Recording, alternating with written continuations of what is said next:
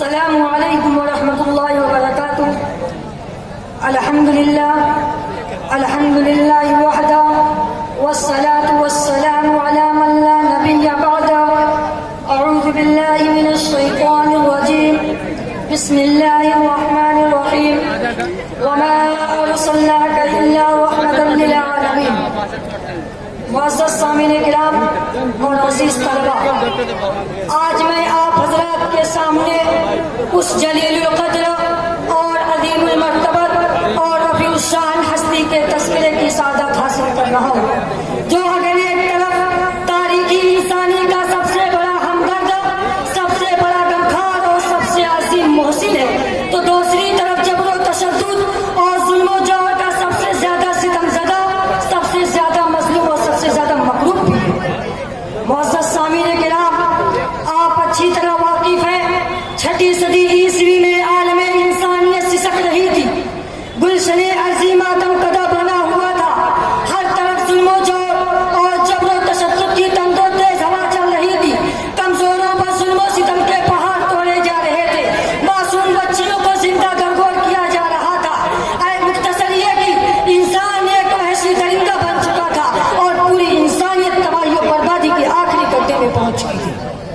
معزز سامعین کرام اور عزیز طلبہ، ایسے ماحول میں اچانک رحمت خداوندی جوش میں آئی اور عرب کے تپتے ہوئے صحرا میں اس نبی امی کا ظہور ہوا، جو سارے جہان کا درد اپنے دل میں لیے ہوئے تھا.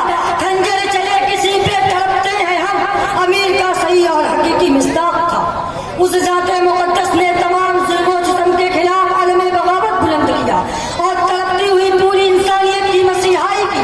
ضروری تھا کہ اس بابرکت ہستی کو سینے سے لگایا جاتا اور اسے پلکوں پہ بٹھایا جاتا، مگر وہ ذات جو لوگوں کی ہدایت کے لیے تڑپتی رہی ہو، لوگ اسے پتھر مارتے رہے، جو لوگوں کی بھلائی کے لیے اپنے وجود کو بھلاتی رہی ہو، لوگ اس کے ساتھ اور اس کے حمایتیوں کے ساتھ ظلم و جور کے وہ پہاڑ توڑتے رہے جن کا ذکر کرنے سے رونگٹے کھڑے ہو جاتے ہیں، کلیجہ پہاڑ کو آنے لگتا ہے، مورخ کا قلم رک جاتا ہے. میرے محترم سامعین کرام، کبھی اس مبارک ہستی کے راستے میں کانٹے بچھائے جاتے ہیں، تو کبھی کوٹھوں کے اوپر سے اس معصوم ذات کے جسم پر کوڑے کرکٹ کے ٹوکرے پھینکے جاتے ہیں، تو کبھی 4 سے زیادہ حسین چہرہ اور جسم مبارک کو خون سے نہلا دیا جاتا ہے. اللہ اکبر. ظلم کی انتہا وہی کعبہ جو تمام انسانوں کے لیے، تمام جانوروں کے لیے، تمام پرندوں کے لیے امن کی جگہ اور سلامتی کی جگہ ہے. جب کبھی خدا کا سب سے زیادہ پاک اور پیارا بندہ خدا کے سامنے سجدہ کرتا ہے، تو کبھی گردن میں کپڑا ڈال کر کھینچا جاتا ہے جس سے گلا گھٹنے لگتا ہے، آنکھیں باہر کو آنے لگتی ہے، اور کبھی اونٹ کی اوج رکھ دی جاتی ہے جس میں منو غلاظت ہوتی ہے، اور کبھی اس مقدس سر کو کچلنے کی کوشش کی جاتی جو بے خوف اللہ کے سامنے زمین پر رکھا ہوا تھا. مگر قربان جائے ان کے اخلاق پر لاکھوں درود و سلام نازل ہو اس موسر اعظم پر، جو یہ سب کچھ سنتا رہا، سہتا رہا، پھر بھی ان کے لیے آدھی رات اٹھ کر دعائیں کرتا رہا اور ان کی کامیابی کے لیے رات دن تڑپتا رہا. میرے محترم بزرگوں، دوستوں، اطاعت کے جواب میں شفقت اور عقیدت کے جواب میں محبت تو سب کر لیا کرتے ہیں، لیکن عداوت کے جواب میں شفقت یہ خصوصیت صرف اور صرف نبی کریم صلی اللہ علیہ وسلم کی. محترم سامعین کرام، اس کی تاریخ کے بعد میں ایک مثال نہیں ہے، بلکہ سیرتوں کی اس کی تاریخ کے بعد میں ایک مثال نہیں ہے، بلکہ سیرت و تاریخ کی کتابوں کے صفحات پڑے پڑے ہیں. آئیے کتب و سیر کے اوراق کھولے. ایک مرتبہ مکہ میں سخت قحط پڑا، یہاں تک کہ لوگوں نے مردار اور ہڈیاں تک کھانی شروع کر دی.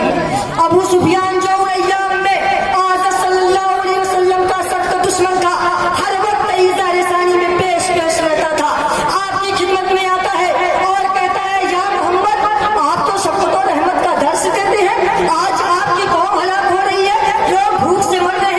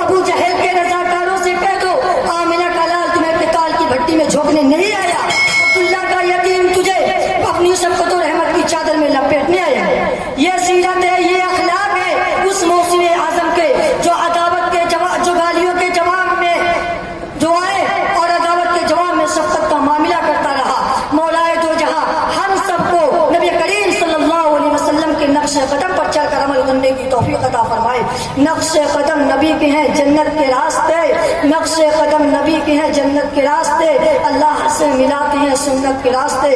وآخر دعوانا الحمدللہ رب العالمین۔ السلام علیکم۔